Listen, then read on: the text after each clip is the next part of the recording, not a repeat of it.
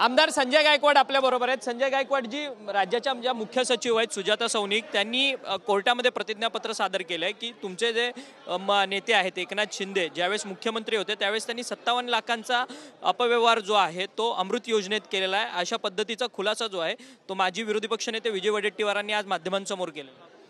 नाही, तो काय घोटाळा बिटाळा नाहीये। एखाद्या वेळेला त्यांनी जो काय आरोप केला हा त्यांना पुरेपूर माहिती नसावी आणि विजय वडेट्टीवार हे अर्धवट माहितीवर बाहेर बोलतात।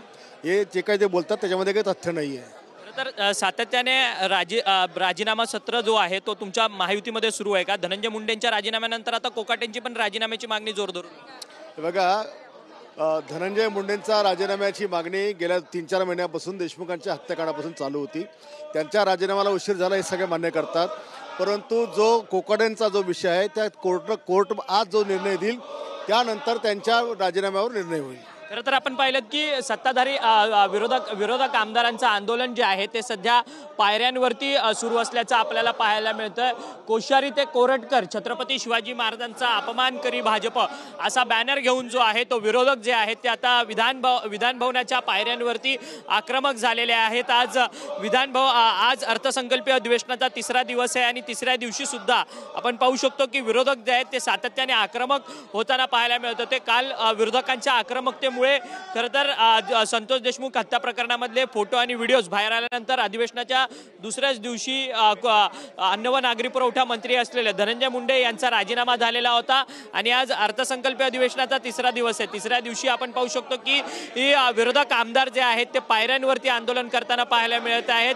भगव्या टोप्या ज्या आहेत त्या डोक्यावरती घालून खरं तर हे भगवमय आंदोलन जे आहे ते सध्या विरोधकांकडनं होताना पाहायला मिळतात। महाविकास आघाडीचे सर्वच नेते मंडळी जे आहे ते या आंदोलनामध्ये सहभागी झालेले असल्याचं पाहायला मिळतात। सतेज पाटील असेल, विजय वडेट्टीवार असतील, भाई जगताप, अंबादास दानवे, अजय चौधरी, त्याचसोबतच अमित देशमुख, उत्तम जानकर हे सर्वच आमदार मंडळी जे आहेत ते सध्या विधान भवनाच्या पायऱ्यांवरती आंदोलन करताना पाहायला मिळतात। कोश्यारी ते कोरटकर हे सर्वच जण जे आहेत ते सातत्यानं महापुरुषांचा छत्रपती शिवाजी महाराजांचा अपमान करत आहेत आणि त्या सगळ्या संदर्भातलं हे आंदोलन जे आहे ते विरोधकांकडनं होताना पाहायला मिळतात। महाविकास आघाडीकडनं 3ऱ्या दिवशी सुद्धा जोरदार पद्धतीने आक्रमकता जी आहे ती सत्ताधाऱ्यांवरती होताना या ठिकाणी होताना पाहायला मिळत आहेत।